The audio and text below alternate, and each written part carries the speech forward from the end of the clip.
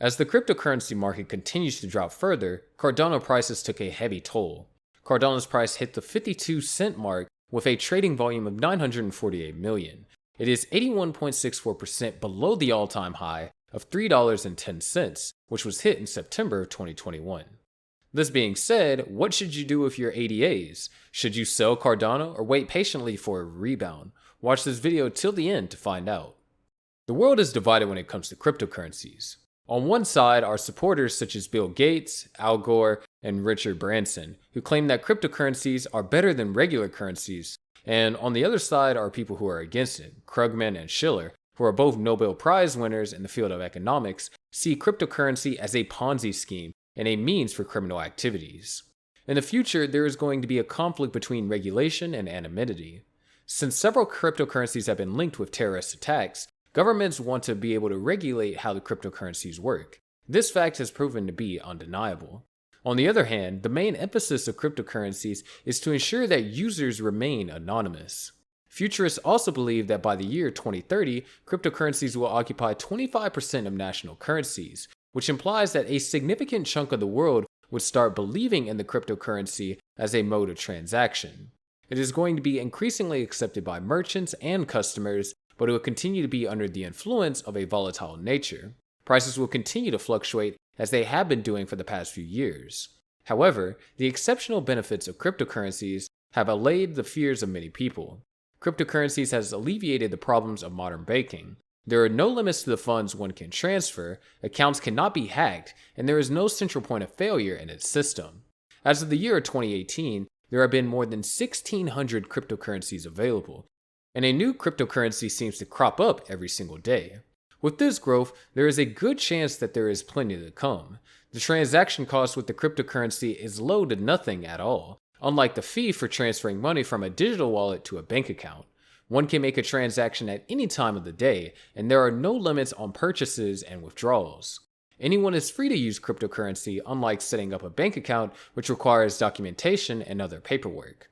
Cryptocurrency markets are notoriously volatile, and the price you pay for an item today may not be what your purchase is worth tomorrow. Nevertheless, people are interested in how crypto might work as a payment method. Nearly 29% of all US adults claim that they are likely to make a purchase using crypto, according to a recent report by PYMNYS.com, a news and research platform for payments and commerce. The US dollar fluctuates less than the vast majority of cryptocurrencies out there. However, considering a currency that is safe and more stable than the US dollar, the case for cryptocurrency payments increases. There may be a future in which digital currencies become more commonplace forms of payment, but for the average American crypto investor considering paying for groceries in crypto, I think we are not there yet, says Daniel. There are losses in the crypto market, and if buying crypto does not fit your long-term financial goals, you shouldn't purchase it just because it's trading at a relative discount.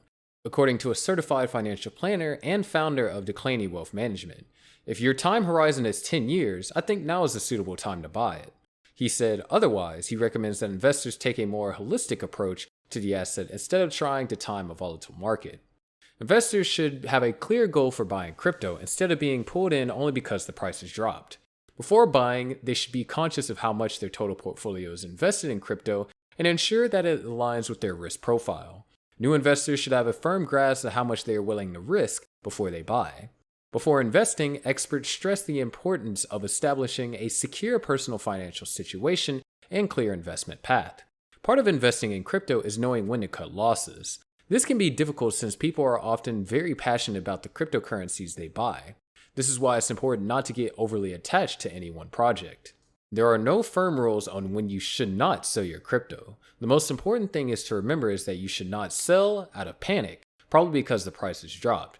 If there is still hope for a long-term value, hang on to it. Selling out of panic is a decision that many crypto holders regret.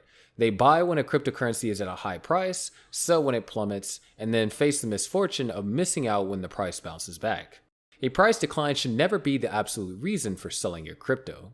Even though most buyers view crypto as an investment, many are not using the best investment strategy.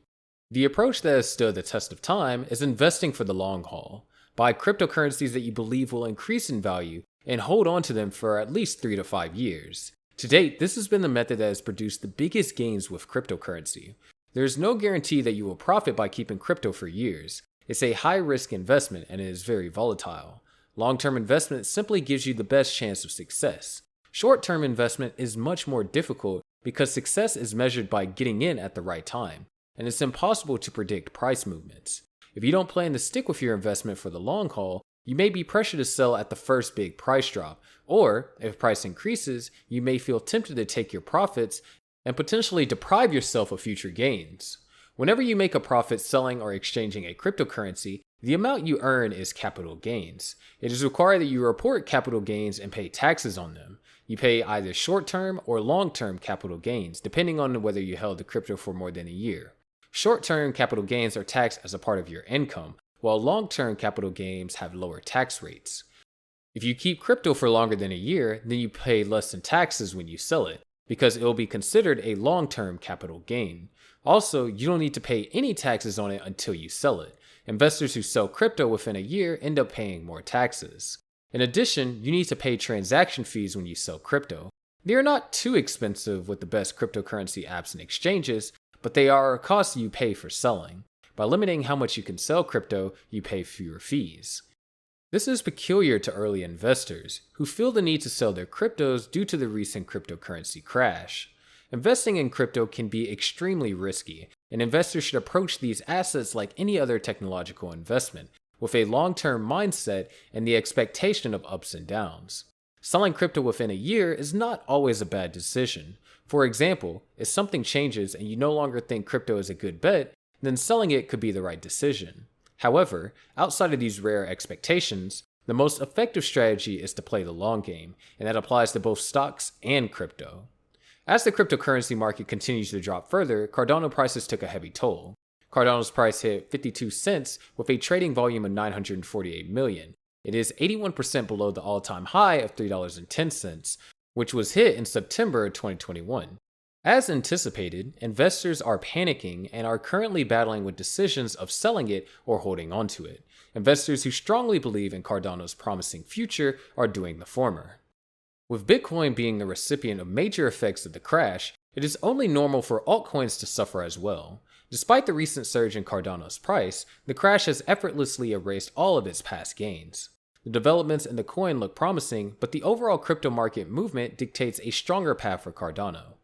If you think cryptos and Cardano specifically are not good investments just because of the crash, you might want to consider them again.